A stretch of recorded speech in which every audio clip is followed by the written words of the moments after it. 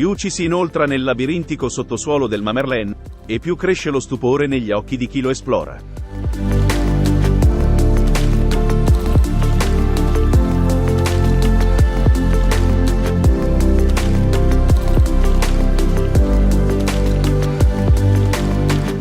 Attraverso i secoli, angusti e irregolari spazi, si trasformano, grazie all'abilità dell'uomo, in intricati corridoi che si estendono per distanze degne di nota. Alcuni dei passaggi sotterranei sembrano quasi dare accesso a mondi alieni e sconosciuti.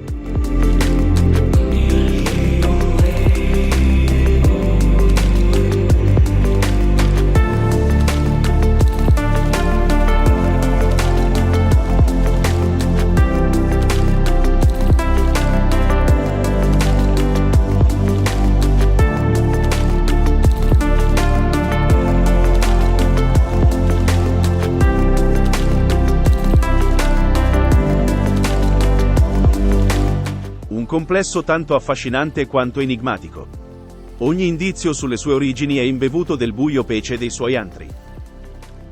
La correlazione con il vicino castello di Schoenfels e la potenziale connessione con una bara carolingia del VII secolo, di cui si sono perse le tracce, mancano di una prova diretta.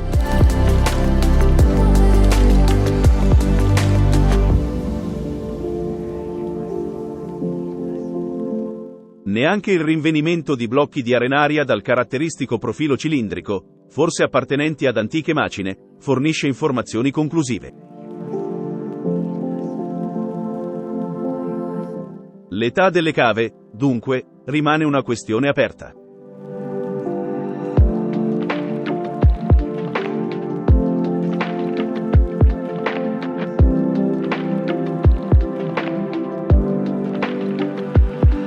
Ciò che rimane in noi è lo stupore negli occhi, insieme alla consapevolezza che ogni grotta rappresenta un microcosmo fatto di sottili armonie, tra le turbolenze imprevedibili delle forze tettoniche, e una vita biologica sempre più diversificata da preservare.